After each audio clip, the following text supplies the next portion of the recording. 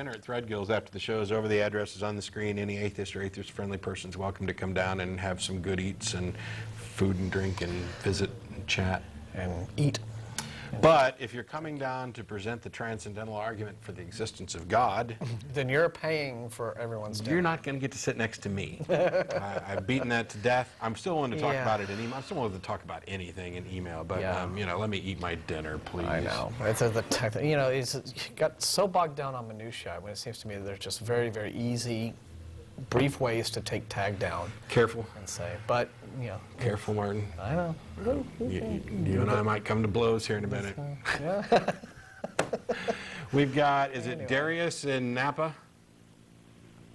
Hi. Darius? Darius? Yeah, either way is fine. There are like 4 different ways of pronouncing my name. That's Darius. Yeah. like Darius, the good The classic cool Roman guy from pronunciation. Napa, California. What do you got? How you doing? Hi. I'm just calling because I basically have always been an atheist, like ever since I was a little kid, ever since I can remember. So I don't really have any experience or any understanding of, you know, religions, like firsthand.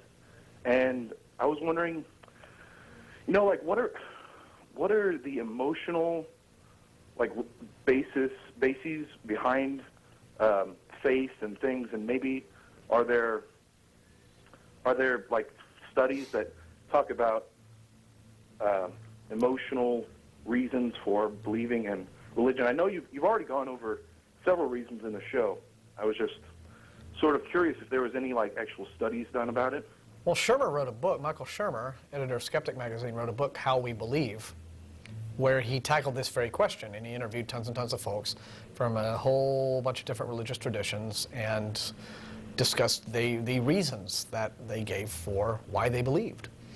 And so, yeah, it's been studied, and you know, by sociologists and on both sides of the fence. It's a really complicated issue, and you're probably not going to find studies. If I'm understanding what you're looking for, you're probably not going to find too many studies that specifically address it.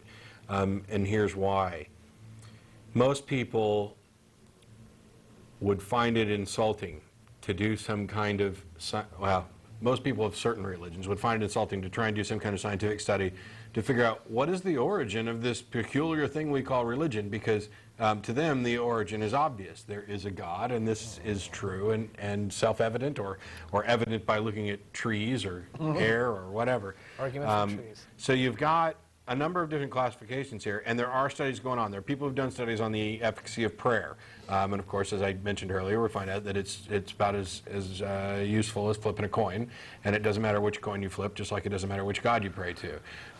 There are other people working in neuroscience areas that are doing amazing work to learn how the brain works, and not just this idea of a God gene, which, by the way, is a slight misrepresentation of what was actually being discussed, but in the idea for if we figure out where the brain goes wrong, then we can learn where the brain goes right. And from there, you can go ahead and analyze any belief, any thought. It doesn't matter. I'm not saying that, you know, we're trying to find out why religions went wrong. No, that's not the assumption that's made at all. We're trying to figure out how the brain works, what are the explanations for these things. Science doesn't go in. It's not like there's a group of scientists out there who've said, religion is so clearly some kind of superstitious nonsense. Let's figure out exactly which brain disease these people might have. No. Although I'd love to see someone just come out, big headline. Quite frankly, I think I could list a few that might qualify. Religion determined to be elaborate brain disease. Studies forthcoming. But understanding how the brain works, I mean, there are people who are looking at really interesting things, which is where I talked about hemispherectomies that result in 2 different personalities. They're electroshock that wipes out memories and personalities, and therefore you're creating almost a new individual from scratch. There's really cool diseases like, not diseases, I guess, conditions like synesthesia, where you might see numbers, or a number might have a color or a shape or things like that, about how the brain works. Then there are sociologists and anthropologists who study historical origins of religion and which religions tie to which ones, and we already have some understanding of this way back in time before anybody had ever heard of Moses or anybody else. There were plenty of religions, and what they were these kind of animistic, shamanistic religions, and there's a progression you can almost nail down where you have this worship or reverence for the grand mysteries in nature. And then as people started explaining those mysteries, as we began to master fire, all of a sudden fire became less and less impressive as a god because, hey, we could start a fire whenever we wanted to. Fire is now our tool. And, you know, there's a period of time where fire went from something that was of the gods to a gift from us from the gods to our tool to I got a Bic lighter in my pocket. And you have this projection of self onto animals and trees and other entities around. That's where you get animals. There's a progress you get through. And there are people that are doing the grassroots thing. I'll hold this up. I don't know that this, actually, I can say, I love Guy, but this doesn't qualify, and Guy would admit it doesn't qualify as any kind of scientific research at all. It's 50 Reasons People Give for Believing in God, and Guy is an author who tackles this subject really, really well. He's not necessarily insulting or anything else. It's a good book. I enjoyed reading. We had him as a guest on Nonprofits. But they're real things that people have said when he went around to ask, you know, why do you believe in God? Well, divine justice proves my God is real. And a sacred book proves my God is real. An answered prayer proves my God is real. Yeah, there's any...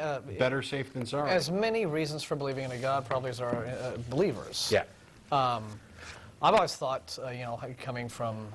You know, having been a Christian up to my adolescence, I think that you can take all of these and you can sort of filter them down, perhaps to one or a handful of basic desires that religion fulfills, insecurities that religion helps you to manage, and moreover, it's just about being able to put a human face on the universe.